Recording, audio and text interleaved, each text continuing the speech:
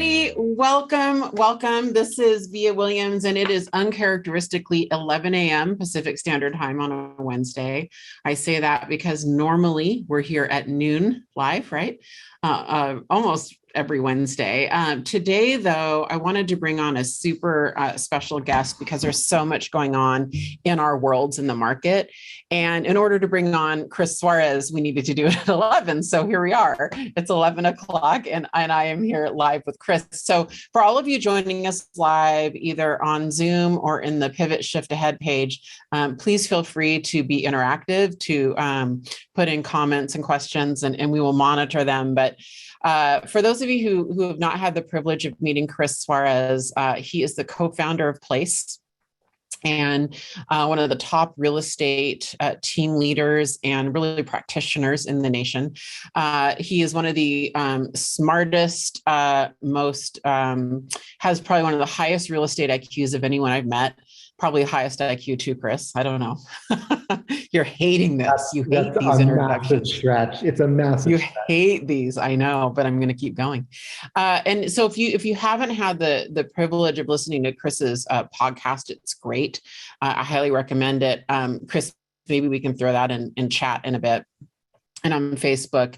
And also, I interviewed Chris. So I can't remember when that was. It was probably a few years back. Maybe Robin can dig up that archive and put that on chat. But it was one of the most fascinating interviews I've had. And one of the fun facts about Chris that you may not know is he reads about a book a week. So he reads 52 books a year.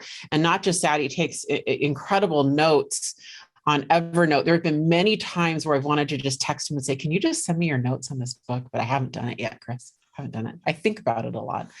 And so, you cannot substitute that over time, right? Once the years go by and you're at 200, 300, 400, 500 books with extensive notes, I think it turns you into a pretty smart person.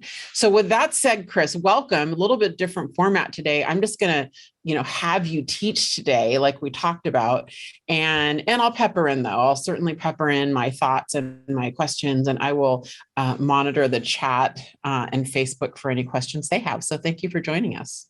Awesome. I appreciate you having me, and this will be a fun one. Yeah, for sure. I don't remember what you labeled it. I labeled this like, what the heck is happening? Right, the world has changed somewhat this year from the previous year, and part of me wants to say, well, doesn't that happen every single year? We said that last year, we said that the year before, we said that the year before that, and so today I really want to just take a step back, reflect on where we are in the market, what is going on. What should we be aware of? How do we speak in an educated way for our buyers and our sellers and our investors, and heck, for ourselves? Like, how do we come to the table and feel like we're prepared to be great consultants for our people? This is actually a conversation I had with our internal team at Place, and Via just said, hey, I know you don't normally share those outside of our group. Would you be willing to share with this group? And I said, yeah, I think it's important for all of us to have some sort of basis for conversation. So being the reader that I am, I'm going to bring us all the way back to a book that I read, a few years ago, Via. And honestly, it's quite a picture. Yeah, I know. As the world began to change, for whatever reason, it reminded me of a biography I read of the person on your screen. Who is that? Anyone know? No. Who is that? Anyone? Put it in the chat. Yes, Suzanne, you are right. Yes. Wow, a lot of people knew. I would not have known prior to me reading the biography. But let me tell you about who this man is, Genghis Khan. He is one of the greatest military minds who have ever lived. So whether you agree with his strategy, whether you agree what he did or not, like, we're just going to talk about him as a strategist and a military mind. And here's what showed up as I read, and I don't know why I picked up that that biography because I had zero interest in it, but I read it. He was a perpetual student. And as we go back in history and you look at his victory after victory after victory, what we learn is that those victories were the result of his ability to absorb the best technology, the best practices, the best innovation of every culture that his empire touched, right? As he grew, which was not normal, by the way. If you go back to that time, period of time, like when they conquered, they conquered. They went in, they conquered for the purpose of what? Making everybody like them. I mean, honestly, we have not progressed as a human race. When you look at what the purpose of war is, most war, like look at our current war going on, it isn't for the purpose of let me come in, let me take over and teach me. That's not normal. And yet that is what Genghis Khan's strategy was. He said, okay, what can I learn from each one of the cultures this empire touches? In fact, if there's one theme in his reign and in several centuries of dynastic rule that actually followed him, it's this. If we're writing something down, the whole premise of his reign was the art of learning. The art of learning. Now, under his direction, the Mongols were honestly as ruthless about stealing and absorbing the best of every culture they encountered as they were about conquest itself. They were essentially, actually going back, there was not much technological invention during his time, right? Like that wasn't a thing. However, every single battle, every single enemy, he absorbed something new. In fact, in that biography was this quote that I wrote down in my notes from the book, Via, and it said, he was a persistent cycle of pragmatic learning, experimental adaptation, and constant revision, driven by his uniquely disciplined and focused will. Now, I looked at that and said, well, gosh, like who does not want to be that, right? Like if someone years later looks back at you, Via, looks back at anybody here and says, gosh, she was just a persistent cycle of pragmatic learning, experimental adaptation, constant revision, driven by uniquely disciplined and focused will, I'll take it. I'll take that. Amazing, right? He was the greatest conqueror the world ever knew because he was more open to learning than any other conqueror ever has been. In fact, right, his first powerful victories came because he reorganized his entire military unit. Like he looked around and said, actually, what if we split these soldiers into groups of 10, right? This is historical fact. We split them into groups of 10. Where did he get that from? He stole that from the neighboring Turkic tribes. Like he unknowingly converted the Mongols to the decimal system. Like soon enough, they began to expand their empire and it brought them in contact with another technology. And this was walled cities. They had never seen walled cities before. So let's just call that technology of today or their day. And so in his raids of, in the Tangut raids, history says, well, gosh, we came across a wall. So what did he go do? He went back to the Chinese engineers and he brought them in. And he said, hey, tell me how they built these. Tell me what's going on above it, below it, alongside of it. Like, how did they build it? For the purpose of what? Well, then he brought these same engineers in and said, now teach us how to knock them down. And he stood up inventions that would literally knock these walls down. Why? Because he was willing to learn. Later, outside of physically knocking walls down, by the way, is pretty cool. Truth, right? With some tools, right, and some models. Later, and I'll get to the economics here in a minute, but here's my history lesson. Later, in his campaigns against the Jurkhed, what I loved about that section of his history was he realized that it wasn't just about taking culture or taking knowledge, but he realized that once he stepped into that community, he needed to win over their hearts and minds. And so he went into that land and he would become friends with the greatest scribes, the greatest doctors, the greatest thinkers, the greatest advisors, the greatest astrologers, right? He would bring them into his board of directors, if you will. And actually, they helped combine this group of people and the culture that his empire grew with. Now, last thing, and then we'll jump in. Here's what that allowed him to do. Most don't realize, but the Mongol Empire is credited with just an incredible array of just technology across the world. In fact, it was remarkable for religious freedom, by the way.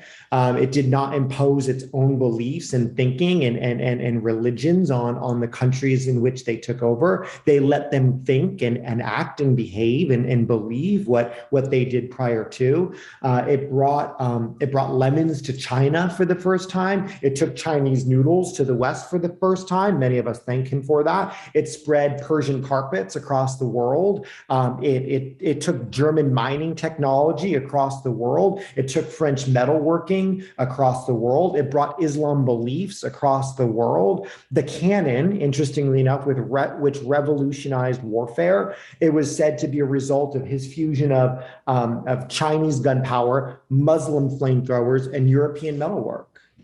It was his openness to learning and new ideas that brought all of those cultures together. Like we're actually better because of his willingness to learn from the past. Now, here's the win for us. Some of us in our industry have always believed that, well, gosh, those with experience are going to win. Like the more experience you have, the better off you are. And the fact is, it's not enough to just have experience. It's actually not enough to be a student at the beginning. And that's where I think our industry sort of falls down. We jump in, we say, hey, I'm going to learn everything that I need to learn. And then we're good, right? We've learned it. It's a position, though, that Genghis Khan took for life. And it's a position right now more than ever. We need to take a step back and say, hey, as a real estate agent, am I a student for life? Am I willing to learn from everyone and everything? Am I willing to learn from the moments I won? Am I willing to learn from the moments I lose? Most military cultures and people in general will seek to impose values and control over everything they encounter. Now, we do this in our business. Nope, this is what I do. Like, this is the calls I make. This is who I engage with, right? It doesn't matter what market I'm in. I'm going to tell the buyers it's the right time to buy. It doesn't matter what market I'm in. I'm going to tell sellers it's a great time to sell. Like, well, then you're a salesperson. You're not a consultant. Like, what we need to do now is be willing to learn different skills and quite honestly, go back and learn from the past. Peter Drucker, one of my favorite authors, right? One of the best business writers of all time, says what you see on your screen, that it's quite honestly not enough simply to want to learn, right? As people progress, they also have to understand that how they learn is important. We need to set up processes to facilitate that learning, like this one. He said, what your team lacks in experience, they can make up for with initiative. So take the initiative and spend time learning what the heck is happening so we can have better information for our clients and advise them in a better way. Initiative is contagious, experience is not. So good. So this is what we're going to do. We're going to look at the past. And I think there's going to be something that shows up as hopefully eye-opening for us, but also can give us some real confidence about where we are and where we're going. We're going to look at the past, we're going to look at the present, and then we're going to look at the future. And we're going to do that all in our allotted time. So let's just go back a decade. And I found this fascinating. Someone sent me an article, actually by a writer. Oh gosh, I'm forgetting her name, but I've read her many, many times. I find her logic and explanation of sort of past economic experience helpful. So I'm going to share some of the graphs that she shared publicly, and then I'm going to mix them up actually with a few graphs that that Ben and I got from our partners at Goldman Sachs through our partnership with them on what they're looking at economically and how that can help us. So let's go back a decade, if you will, Vija, and let's look at 2012. And now some of us will remember this, some of us forgot it, and we were there. Some of us were just not even around in 2012 to understand where we were. But we're going to go year by year since 2012, and I'm going to remind you of what the headlines were, and then I'm going to remind you what actually happened, and we're going to look for some similarities of today. Cool? Yeah. So 2012 shows up. 2012 shows up. And what were people saying? If you remember a decade ago, everyone was like, oh my gosh, there is so much shadow inventory. The shadow inventory is going to show up. It's going to kill prices. We are headed for a drop in prices because of all this shadow inventory. That was the headlines. That's what we were talking about. We were having calls about it. What should we look for? How many homes are going to hit the market? And what happened? Nothing. Inventory actually broke down in 2012. Monthly supply data went down, right? We dropped below 6 months of inventory, even with all the shadow inventory. It took years to work through that distressed supply. Now, some of it was controlled. It was governmental control, but I just want us to look at what was the headline, what was going to affect pricing, why was pricing falling, and then let's have a conversation of whether it did or it didn't. In 2012, it didn't, right? Inventory went down. In fact, you see it went down in 2012 and 2013. It sort of leveled out in 2014. Remember, a normal market is 6 months. Like, it's never been there, even though we were certain in 2012 that it was going to be. So great, that didn't happen. What happens in 2013? What did everyone say? Oh my gosh, mortgage rates are rising. The Fed was tapering. Housing's going to crash. Like, literally, this is a headline. In fact, on the chart in front of you is what was going on with mortgage rates, right? Look back in 2013. Now look at where we are today, by the way. If you look at that snapshot, it looks pretty darn close, doesn't it? Look at 2013 and then look at 2021 and 22. Here's what was going on. I'll remind you. Mortgage rates were rising. The 10-year yield shot up from 1.6% to 3%. In 2013. Sound familiar? Yeah, it just did it last week. Same thing, right? In fact, last week we hit about 3.4. We sort of leveled off at 3.3, but last year we were at 1.5. So we have been here. Many of us have been here at this very point in time. So what did they say? Gosh, housing is going to crash. What actually happened? We went from 1.6 to 3. Housing cooled noticeably. The number of units absolutely cooled in 2013, but we had no negative year-over-year declines. We didn't even get up to 5 months of inventory. So we were crashing. It didn't happen. So 2014 shows up. And what did they say? Well, purchase application data is down. It's down 20%. Listen, our mortgage company gave us data last week. Hey, we're down 20%. I was like, that sounds familiar. We were in 2014 too. And some people have said, no one's buying. Prices are going to crash. Well, what happened? Sales fell. Inventory grew. Go look at the chart in 2014. But here's the deal. It never came close to breaking over 6 months. In fact, we use this sort of a month of inventory. Here's another number I want you to have in your head. Like, a normal market has anywhere between 2 million and 2.5 million homes on the market at any point in time in this country, right? If I wanted to spend the night looking at every house available in the country, I'd have to click through 2.5 million listings online. Well, guess what? We entered this year with about 840,000 homes available. Like, right now, like, look at the graph. We're at about 1 million, just over 1 million homes for sale. So if someone wants to have a conversation about waiting, Chris, I'm going to wait this one out. I'm waiting for the crash. Like, I'm finally going to get my house at the right price. I'm a little bit worried about buying because I'm thinking that maybe I just got into contract and maybe the prices are going to Call me when we get to 2 million homes for sale. Call me when we get to 2.25 million. And then we'll look at everything else that the data has to show us, because 2.25 and 2.5 is normal. It's not a declining market. It's a normal market, which we'd see 3-4% increase. So again, 2014, we're crashing because applications for mortgages are down 20%, just like it is today. And what happened? Nothing. Hey, Chris, is that like Q1? Is the end of this graph maybe reflective of Q1 this year, or does it go? Is Q1 2022. Yeah. Okay. Got it. Yeah. So you'll see we started at about 800,000 homes. We're just over a million. I think we have 1.1 million homes for sale at any point in time right now. So again, do we expect it to go up? Yes. Who wants it to go up? Everybody. Again, we don't need to have a conversation about dropping prices until we're at 2 million homes.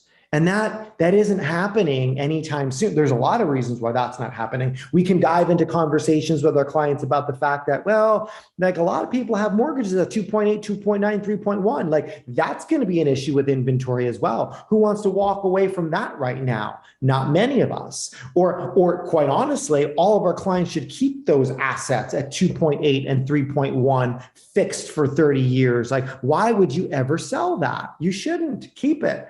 But again, that's going to control inventory. And what I want you to hear today is the one thing, I know there's two, but the one thing that really drives pricing, which is what we get hammered with, right? That's our question. The one thing that drives pricing is inventory. So let's split up the conversation. I told you we'd go over year by year, but let's look at 2016, 17, and 18 real fast. What did they say in 2016? You may not remember, but manufacturing was in a ridiculous recession. Stocks pulled back 15%. Yep. You don't remember it? Yeah, you won't remember this pullback either. But the fact is stocks were down 15%. So recession was here. Housing was going to crash. What happened? Home prices grew because inventory fell. So 2017 shows up. So what did they say? Oh my gosh, home prices are back to the bubble peak. Prices are going to crash. What happened? Inventory fell again and home prices continue to rise. So we rolled into 2018 and we needed to come up with something else. So what did they say? Mortgage rates are rising to 5%. I don't think anyone's going to buy homes. New home sales sector is getting hit hard. Housing's going to crash. What happened? Existing home sales were in much better shape than they had been in the previous 8, 9, 10 years. Sales, the number of sales fell, but total inventory still didn't grow in 2018. Most of us were around for that. The monthly supply data increased a little bit for a short period of time, and nothing happened, which rolled us into 2019. What did they say? Well, housing is going to crash. They say that a lot, don't they? Housing is going to crash because inventory was up year over year in 2019. The monthly supply data for a few months, it bumped up. Sales trend was still falling, number of homes being sold. This is pre-pandemic, by the way, if you remember. But then what happened? Rates fell. Right? You're right. Government got involved. They said, we should reduce these rates. Housing rebounded in the second half of 2019. Prices went negative for a couple months in 2019. Inventory bumped up, about 6.1 months. People had some choices. Days on market climbed to over 30 days. and everything was just fine. 2020 showed up and oh my gosh, COVID is going to just crash the housing market. Remember, most of us remember this. What happened? An economic recovery occurred as inventory continued to retreat. We saw one of the fastest rises in value as we've ever seen. 2021, what did they say? Oh my goodness, all this forbearance, it's going to crash the housing market. We forgot about that, right? In 2021, end of 2020, beginning of 2021, this was a big mistake. All these loans coming due. And what happened? Data was stable. Most people making over $60,000 a year previous to the pandemic got their jobs back by October of 2020. They began making their mortgage payments in 2021. Nothing happened. Isn't that interesting? Now, I just want to learn from the past. It's fascinating to me to look at, we don't we don't experience it like that in a 20-minute recap or a 10-minute recap of the last decade. But when you do, there's something every year that could potentially crash the housing market. You know, it's funny, Chris. I remember I was thinking back just now, I was reflecting on 2018. And the reason I was reflecting on it is that I sold my house then, and I'm getting ready to sell my house now. And I was remembering that like it just kind of halted. It was like May or June of that year, and it was a slowdown. And what's interesting to me is that people weren't really calling it. It was like 4-6 months into it, people were hardly talking about it. They were almost in denial that it was some kind of a market slowdown. And I'll grant you, it picked right back up in sort of like, 6-9 months, something like that. But it's so different. Like the hysteria that we normally see, for some reason, we got more of a denial, I think, in 2018 than anything. Yeah, it could be. Like I'm going to find, I don't have it in front of me, but Goldman also sent me a graph of the last 50 years in the market. Right? Just the market in general. And it shows the peak of like where that year peaked, where it troughed, and where it ended. And it is wild to me. Oh, that's cool. Like we don't remember those swings, but we remember kind of, like, how did we end up? Now, we have to be willing to play a long-term game. We have to be willing to stay calm through, like there were so many years where the trough was 17%, 24%. There was a year that it dropped 35% and ended the year up 4%. Like we don't remember the peaks and the troughs, or our emotions might, but the reality is we're like, oh yeah, that was a pretty good year. I think that was a consistent year. That ended up to be a good year. Like, but in the moment, it is mass hysteria. And I think, let's be honest, like I believe we need to be doing things different today than we were a couple months ago, because people need to hear from us more today. Sellers need to hear from us more today. But the fact is we don't need the hysteria of a crashing market or values falling, because as we now get into the present, we're going to see, okay, well, what's going on right now? And is there anything we learned from the past? Is there anything in the present that should make us feel that, hey, we have some major issues with the values of our housing? Because remember, we sell assets for a living, right? We help people build wealth with assets. So in effect, we should understand what's going on with that asset. Is it trending up? Is it trending down? Is it flat? What should they do with that asset? Should they keep it? Should they retain it? Should they sell it? Should they leverage it? So here's some data from Goldman. Like this. Whoa, that's a crazy chart. I'm not going to lie. Yeah, so let me explain what's going on here, because there's a lot going on. Remember, Goldman is not a U.S. organization. Like they have portfolio companies across the globe, and so they're looking at the real estate market across the globe. They look at the U.S. and U.K. and Australia and Canada, New Zealand, right? That's all in this chart. I pulled this one because the U.S. is on here too. It is the dark blue line trending down. Now, right below the green and the light blue, which is the only one, light blue being the UK, trending up. This is the number decline. This is home sales, right? How many homes are selling? Remember, November, December, we were sort of trending up. We were selling more homes in terms of the if we stayed constant this month's sales, what would be our yearly sales? I think like this month's reports just came out, and we're going to sell according to that number, 5.4 million homes this year. Remember, last year was 6.2, 6.3. So it's an 18 to 20% pullback. You will see that. We should watch that. Now, here's a formula that Goldman shared with us, and I'll give it to you. That historically, a 10% slowdown in home sales tends to be followed by a peak of about a 2% slowdown in home price growth. Now, a slowdown in home price growth. So it doesn't mean that if we drop 10% in unit sales, we're going to retreat in our price by 2%. It's just a slowdown. So if your market, and we have people all over the country, so let's just pick 10% because it's easy math. If your market had a 10% appreciation rate, right, heading into right now, and we saw a 10% pullback in home sales, that would mean you'd be in an 8% appreciation rate. It affects your appreciation rate by 2%. But we've already established the fact that we're probably going to see a 20% pullback. Great. Do some math for your client. This is a real data point for us. Hey, for every 10% slowdown in home sales, we typically see a 2% pullback in home growth. If we see a 20% pullback in home sales, that means a 4% pullback in price growth. So what does that mean? If you were a market that was appreciating by 4%, you're at a 0. If you were appreciated 8%, you're at a 4% appreciation rate. If you were at 18% like Portland, guess what? Out of the gate, you're probably going to be at 13, 14% appreciation year over year. And that's why people are like, what's going on? Like, we just got our reports back and we're still up 13, 14%. Yeah, historically, you will be based on data from Goldman. So that's the first graph I want to show you. This is what's happening right now. This is the second one. And this is an interesting graph as well. This is actually a chart that shows this. For every 1% rise in mortgage rates, now do some math because we're going to start adding these things up. For every 1% rise in mortgage rates,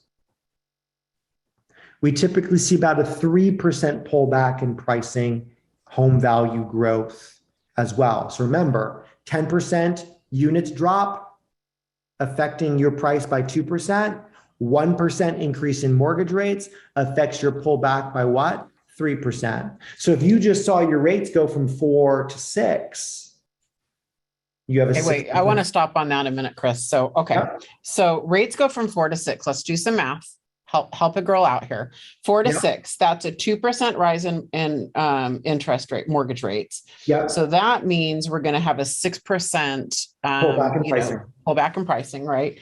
And then if we add to that, let's say our market's down, what did you say? 20%. 20% in volume. Okay. Yeah. So that's a 4% pullback. So that is 6 plus 4. So possibly 10% pullback.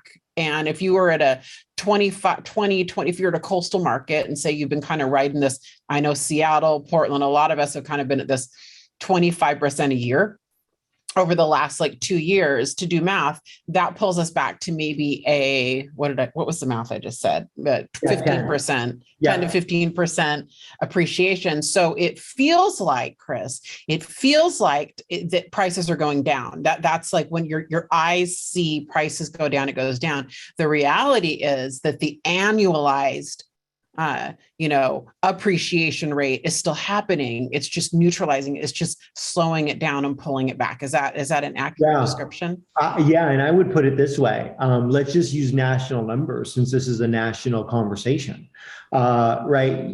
Depending on what report you're looking at, we saw national increases of about 14 to 16%, right? And so if you see a 10%, I'm like assuming a 20% drop in units and the 2% increase in rates that we just saw, well, guess what? That's a 10% pullback, which means that on average, the country will see what? A pretty darn normal market of 4%, 5% appreciation year over year throughout the course of the year. Now, what are you going to be prepared to hear? It's a deceleration in pricing. Yeah. So the headline says prices are dropping. The actual value of the home didn't drop. Prices are, as related to the previous month or the previous year's increases. Fair? Yeah, Breck, so smart. Deceleration is not depreciation. Well said, my friend. That's exactly right. And that's why I just wanted to drill that in a minute, Chris. Because I think that's what I'm hearing, because it does look in the short term, like if you're like, well, all of this neighborhood was selling at, 600,000.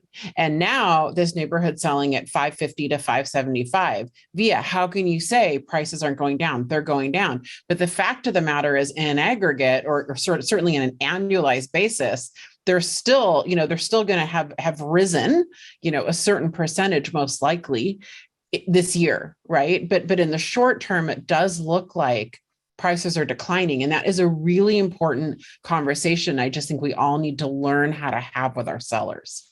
Agreed. This is actually one of the reasons why, or the confidence we can have in just the inventory tightness. And this is vacancy, like vacancy, meaning, hey, these, how many homes are not occupied? Because unoccupied homes ultimately will lead to what? like it'll lead to inventory coming on the market. Renters aren't paying rent, homeowners aren't living there. And you'll see like vacancy rate is the gray line. It is like the long-term average is the 100 trend line. We are so well below, right? We are 40 points below where we normally are. Like we are not solving our inventory issues anytime soon. And so that, again, remember, the only thing historically that has driven price declines, and we're going to get to debt in a minute, right? And foreclosure in a minute. And actually, it's one of the most important conversations to have. But inventory is what drives value. This is affordability, and I just like it's like the elephant that everyone wants to sort of leave standing in the corner. But we have some issues with affordability, right? Like as prices go up, right, and interest rates go up, we looked at some numbers with our team that shows the same house being $1,200 a month more, $2,100 a month more. Via, you and I were talking about a house that I was looking at, second, it wasn't a primary residence. And I was looking at it at 3%. I felt like it was overpriced. And now I'm like, well, it just went up by twice. Like the $2 million home is 4, the $3 million home is 6, the $1 million home is 2 million based on affordability, if that is your issue. Now, like we also know that the discretionary income is the highest, and I don't want to argue it, but is the highest it's been in America in the last 40 years, which means that yes, affordability as we move forward is an issue.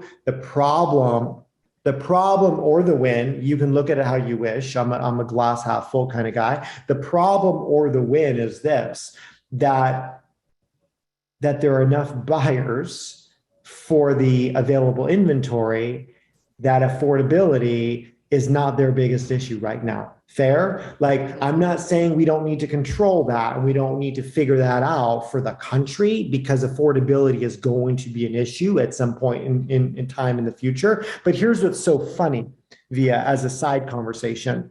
Like, we have this inflation issue, right? And that's probably the biggest thing we should talk about. This is all because we're trying to fix inflation. Why? Because your bread costs 8.6% more and your eggs cost 8.6, not mine, fuel, because I produce my own at my house, but whatever you're buying is going to cost you 8.6% more. Your gas costs you 8.6% more. So we say, gosh, what do? We didn't increase mortgage rates, by the way, like we increased the lending rate by which banks lend money.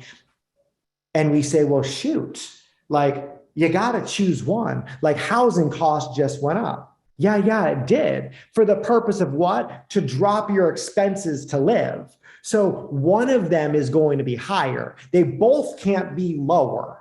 Right? Like you can't spend less on gas and less on eggs and less on housing. Like that's where we were, and it wasn't going to work. So we see this increase in housing for the purpose of decreasing.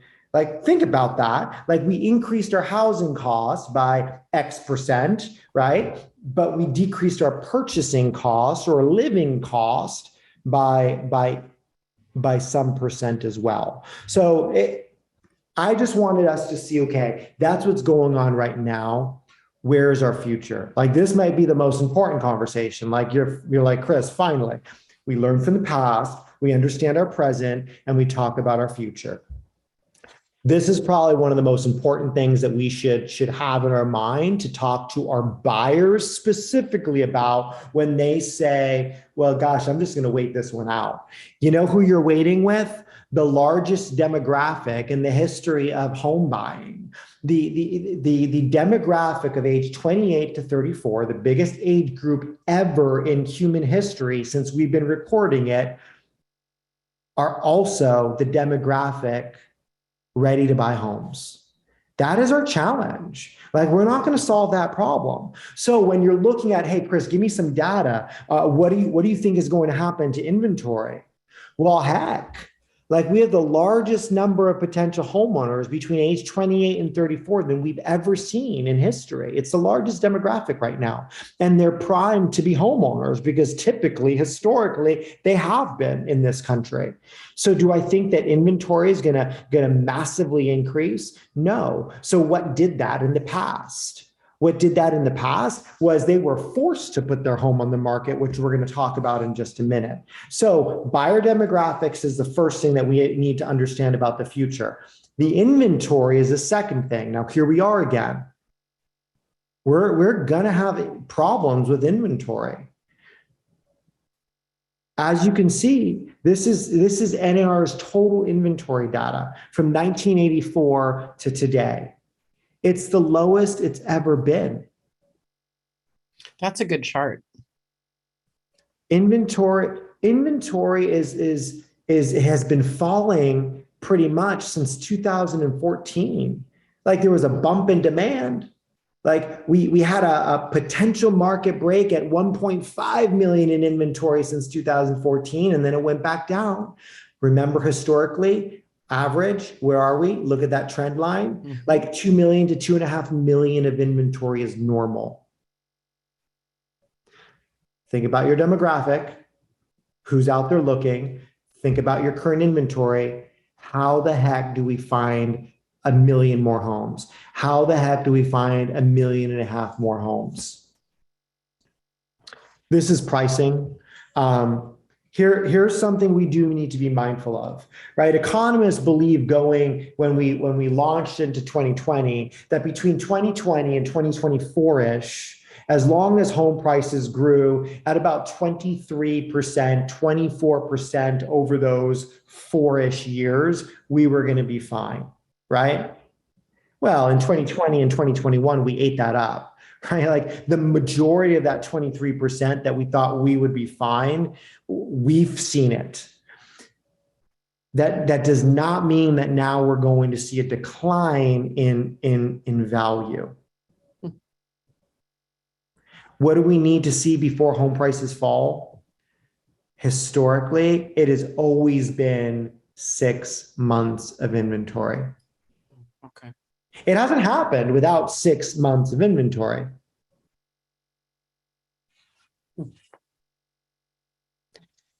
What is that dip? Can you go back to that one? I'm fascinated by this chart because what is that dip on the very upper right, like the most recent dip? COVID. Oh, that's the COVID dip. Post heart of COVID. Okay. Yeah. Yeah. And again, right, that's why you see the sharp increase up right after, because like, oh, okay, we're going to be okay. Well, the real estate market's going to be okay. Now, here's another one. Like the next two, I think will answer any question from any buyer around value. And well, we've seen this before, or those that are nervous that got hurt before, and they weren't even the one that should have been hurt, right? Or put should in quotes. Mm-hmm. Here's something to keep in mind. American homeowners are in an excellent financial position. They're not going to sell their home at 30, 50, or 70% off market bid prices to get out at all costs. Go back to 2003 when some of us remember that, and we have PTSD from 03 and 04. What was going on? Look at these new foreclosures and new bankruptcies. Those are new foreclosures and new bankruptcies in each quarter.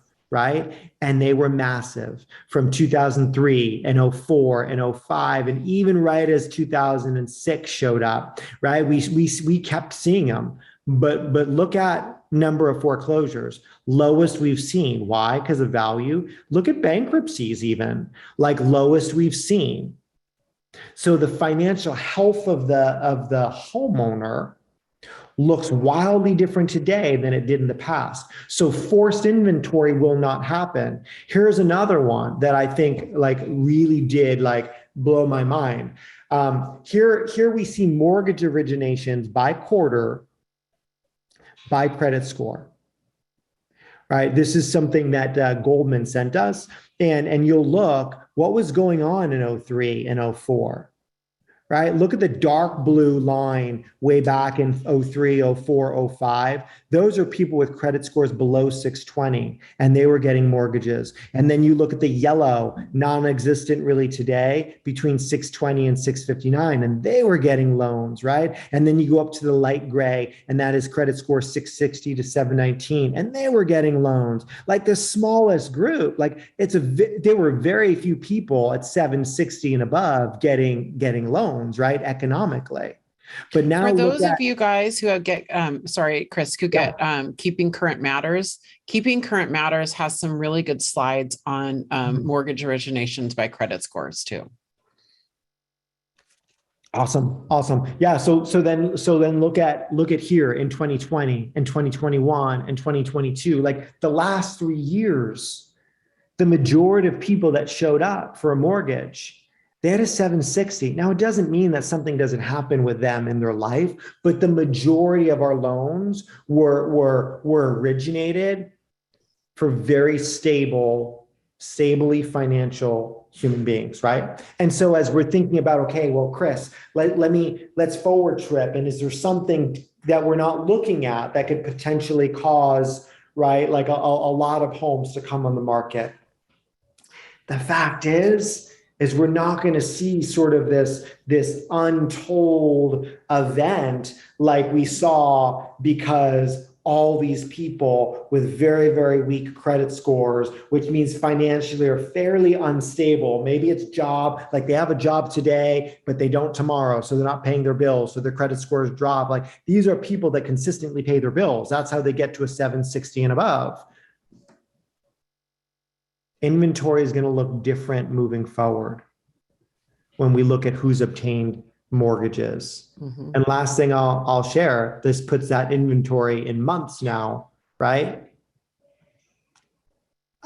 Listen, if you're highly anxious and you want to believe that, well, maybe something will happen without 6 months, fine. Talk to me at 4 months of inventory, which means we need to double our inventory as of right now. Like we need to double the homes available. And there's just not a way to get there in the foreseeable future. And so from my perspective, I think looking at where we were, looking at where we are, looking at what can we see or tell about the future, based on economics, based on financial ability of homeowners, paints a really strong picture of home values, of stability in the asset class of real estate. So many wanna reflect on what happened right in '06 and '07 and '08. And the reality is there were reasons why we saw that happen based on the last two graphs of one, no equity. In fact, so many homes had negative equity. We saw bankruptcies, we saw foreclosures, right? We saw low financial health of homeowners. It's a different world we live in right now. Yeah, I have a couple follow-up questions for you. One of them is, I didn't see a slide. I was surprised. I was expecting to see a slide on either building permits or home starts, which are also down, which is interesting because you posed a question earlier on. You're like, well, we are really short. Where are the million homes going to come from? And so I thought, oh, surely he's leading into another slide that's going to be like, they're not coming from new construction. And by the way, they're not. Yeah. So there's no end in sight, Chris. There's really no cure for our inventory problem. Yeah, you're right. Like if you look at new construction, even if every home, right, that is currently permitted and to be built was going to be delivered this year, and we know that doesn't happen, we still won't get to 2 or 2.5 million in inventory. So like I see the question, so do my clients drop their price or not? Like I can't answer that for you. However, I think with this data, you don't drop it because you think prices are dropping. You drop it because you think that your client was overly aggressive or they were pricing from the previous market and not to the market that we're in. So if you look at your comps and your comps show, hey, this house sold for 7, so your house is worth 7. all day long. I had that conversation with the seller this morning.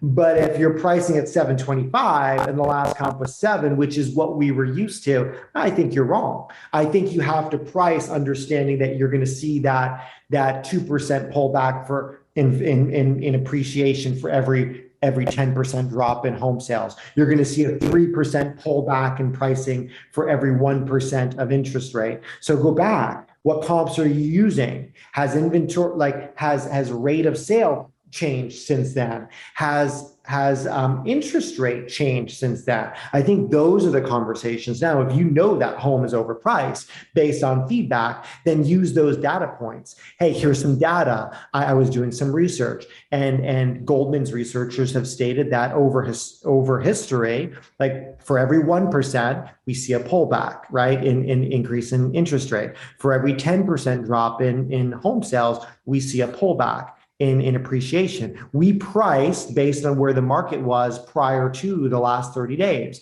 So we may want to make an adjustment in price based on this data, but it's not random. It's not emotional. It's based on data that you have.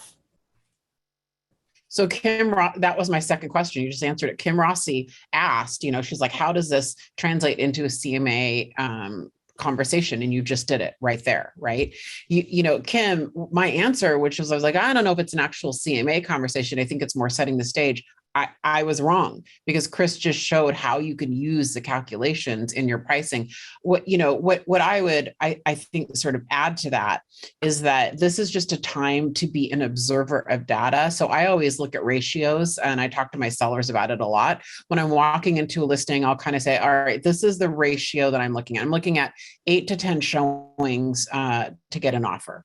And so if I'm in Seattle, that's more like, it's more like 15 or 20 showings. If I'm on the east side, so Kirkland, Bellevue, all you locals, it's 8 to 10 showings. Now, if I'm more rural, 4 or 5 showings is my ratio.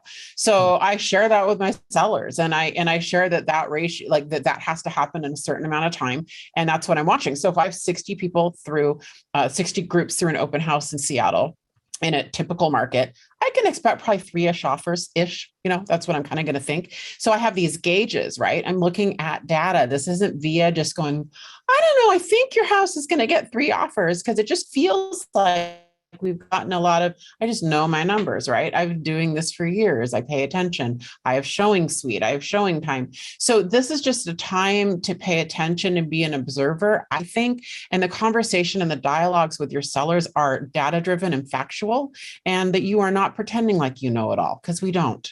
We don't walk in saying, I know exactly what's going to happen, Chris. This is what's going to happen with your house. We walk in and say, these are the historic numbers I've been looking at.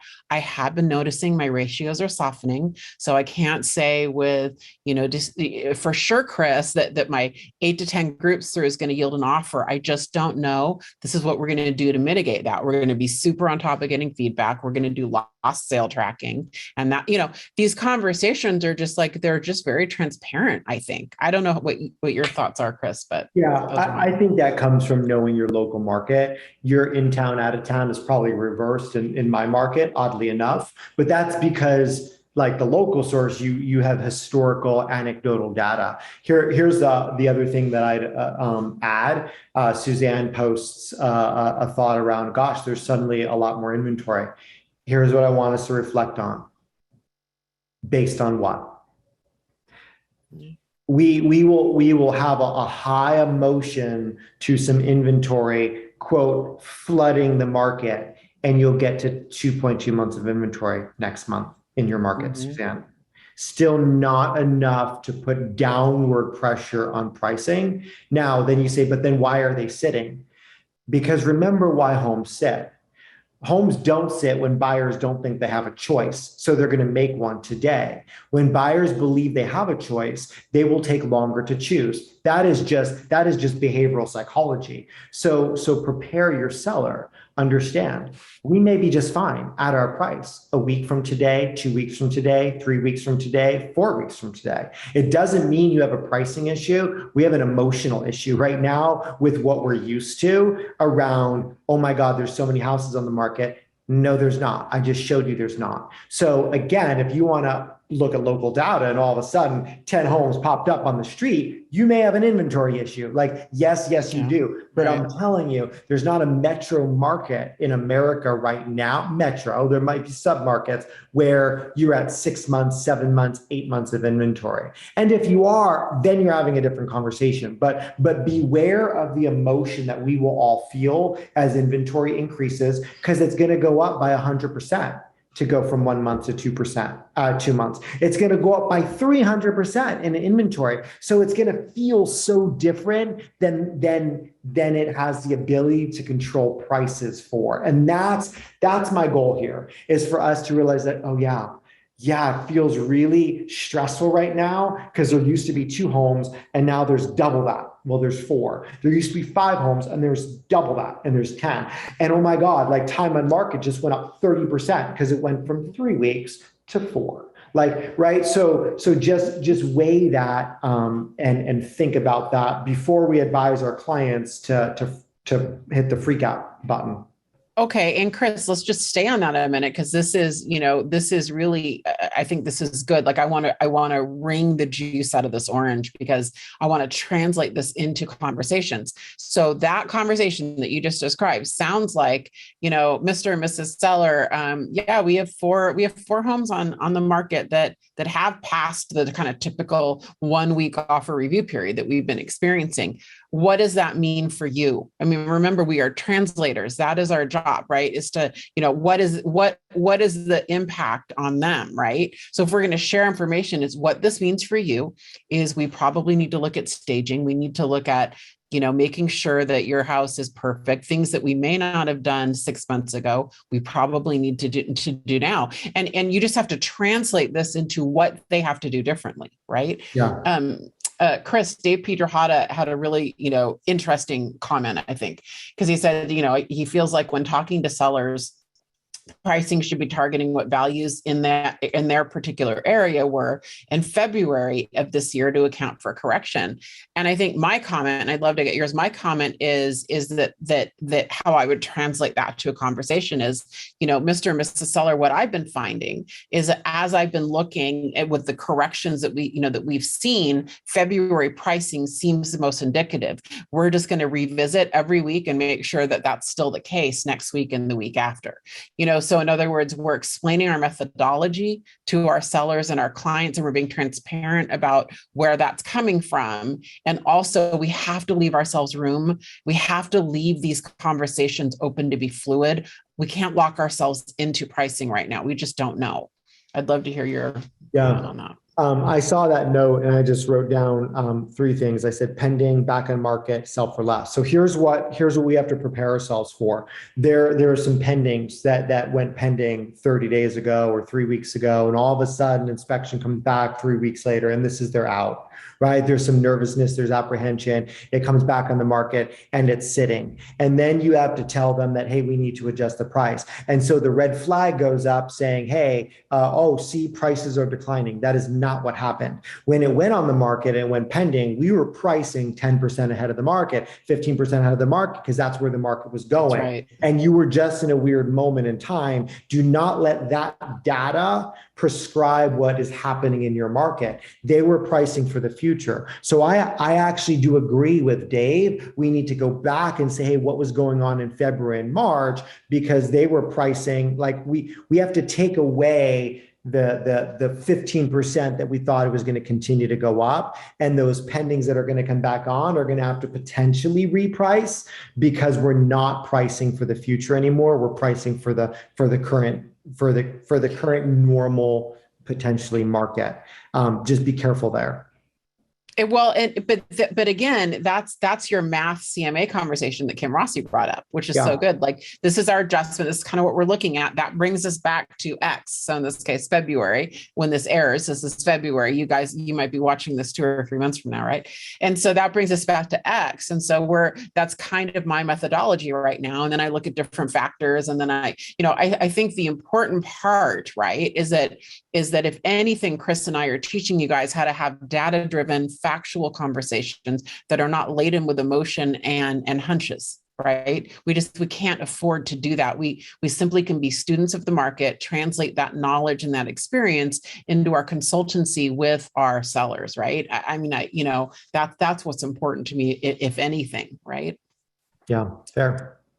Yeah. Well, thank you, Chris Suarez, so much. I learned a lot today. I feel like I've been kind of inundated with a lot of economic stuff, and I still learned a ton today. I've got a page of notes, actually. So that's always a good thing when you do notes on your own webinar, I think.